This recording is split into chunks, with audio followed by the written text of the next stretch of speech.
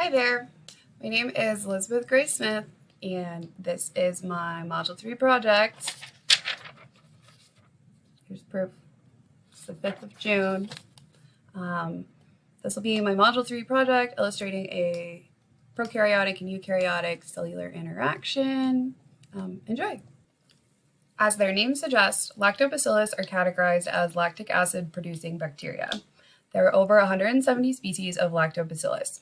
Lactobacillus acidophilus are gram-positive, facultatively anaerobic, non-spore-forming rod bacteria with a single flagellum. Heinonen and Palva, 2013. They are often found singly, but may also form pairs or clusters in certain environments.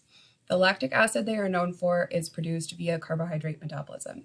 Lactobacillus acidophilus can be found in the oral cavities, GI tracts, and vaginas of both humans and animals. Walter, 2008. L. acidophilus is present in many fermented foods like yogurt, pickles, salami, olives, and cheese. Walter, 2008. This particular species, L. acidophilus, is one of, if not, the most common bacterial strain found in probiotic products and supplements today. As one of the most well-known members of the bacterial division of the gut microbiota, L. acidophilus undergoes interactions with its eukaryotic host cells. I will be illustrating an interaction of the prokaryotic unicellular organism L. acidophilus with a non-ciliated eukaryotic simple columnar epithelial cell from the large intestine. L. acidophilus and other microbiota are most abundant in the distal portion of the GI tract of monogastric animals. This is due to the lower acidity and reduced environmental harshness compared to the more proximal stomach and small intestine. Walter, 2008. In the digestive tract, there's a layer of mucus that overlays the epithelial cells to protect them and discourage pathogenic and antagonistic organisms from establishing themselves in the tract. The mucus is continuously excreted by the goblet cells, which can be found among the enterocytes lining the intestines. Johansson, 2013.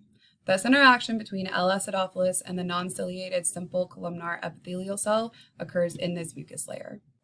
As you can see in the illustration, the L. acidophilus bacterium is approximately 1 to 1.5 nanometers in length and 0.7 to 1 nanometers high.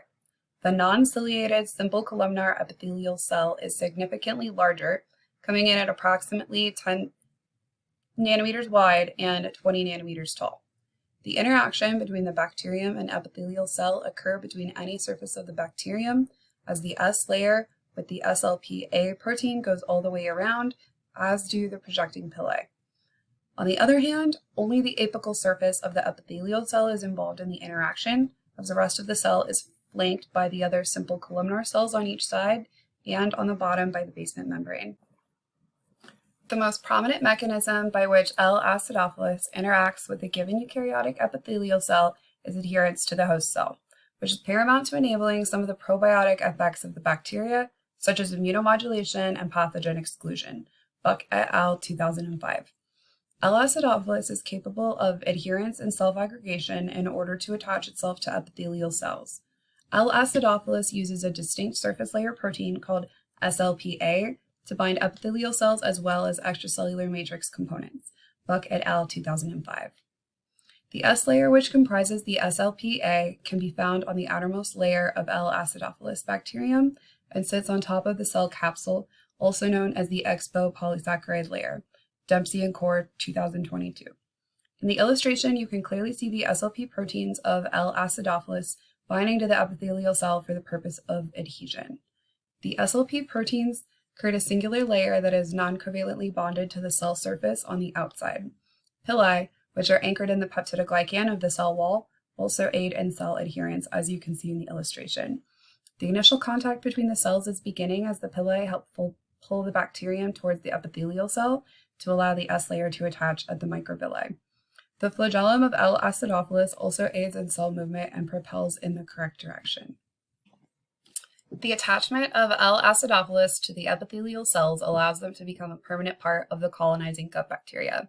Wakai et al. 2021. Attachment gives L. acidophilus direct contact with the GI tract environment, including access to the same nutrients, components, and even the same environmental stressors as the host. This helps it maintain residency and contribute to the microbiota commensally. It keeps harmful bacteria from taking up residence as well. On the bottom right-hand corner, you can see that I included another drawing to show how simple columnar cells and goblet cells, which are both enterocytes that comprise the GI lining, exist inside the body next to one another.